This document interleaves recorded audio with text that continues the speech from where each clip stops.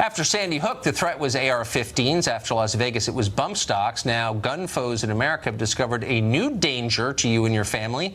Yes, muzzle loaders, just like the ones they used at the Battle of Bunker Hill. Former Congresswoman Gabby Gifford's anti-gun group has released a new report warning that muzzle loaders, we're not making this up, could be, quote, the next bump stock because they are largely unregulated by the government. This is a shift from just a few years ago when liberals conceded that at least muzzle loaders were protected by the Second Amendment.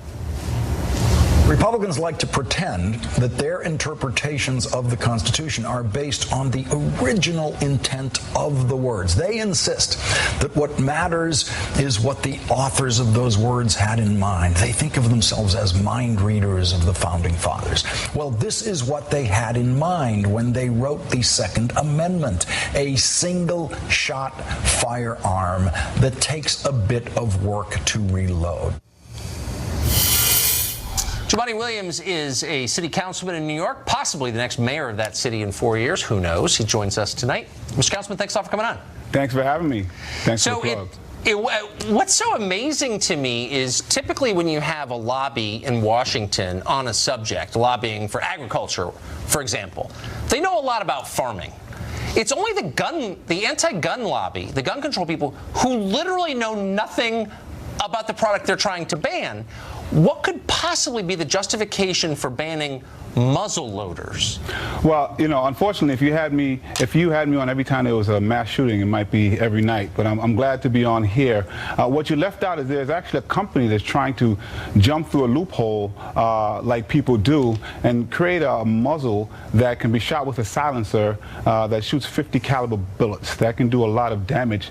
Let's say the DC sniper wanted to do something. All you need is one bullet to kill someone. And what we're doing now is actually trying to have a conversation before, because every time we bring it up right after a shooting, you always say now is not the time. And what I come to believe is that we just don't want to have the conversation at all. So how many crimes do you think in the last, I don't know, 100 years have been committed with muzzle loaders? Well, once this new muzzle is created, we just don't know. But what you do a great job in, and it works for you, so I'm not saying you should stop. You do a great job of focusing on these single things when we really need to have facts? Yeah, that is kind of my trade. It's not facts. It's just avoidance of a conversation about guns, and you do it very well. Well, actually, I'd very much like to have a conversation about guns. So here you have Gabby Gifford's group saying that we need to regulate a rifle, a firearm they clearly know nothing about. A muzzle loader is loaded from the muzzle, from the end of the barrel, the hole where the bullet comes out, and you put in the powder, and then the wadding, and then the round. But what I'm saying is, and the whole thing takes like a minute. So you know, it's not probably going to be responsible for a lot of mass shootings. Well, a silencer it's so crazy. A silencer and a 50 caliber bullet means that one person can die, and we trying to talk about preventative. And you don't want us to talk about reactionary. But the biggest issue, Can I ask you a question? Sure. Hold on. Yeah, I know you're a gun expert, so you maybe can explain this to me. Why would a silencer what does a silencer have to do with the silencer? Because if you were the DC sniper, by the perhaps you want to shoot a gun that nobody can hear so you can get away. But silencers or suppressors don't make a gunshot inaudible. You can still hear it really well. I think they really do help.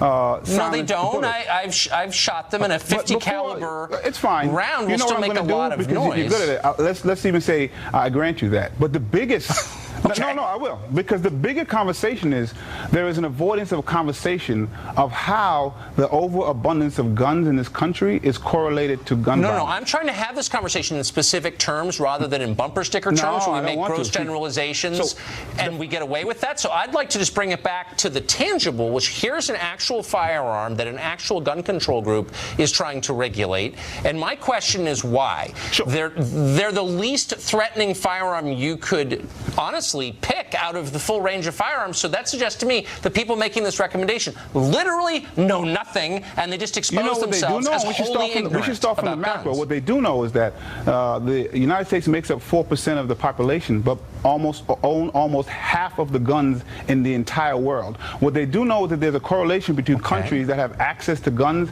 and gun violence. What they do know is that you are no more likely to be robbed in America than you are in London.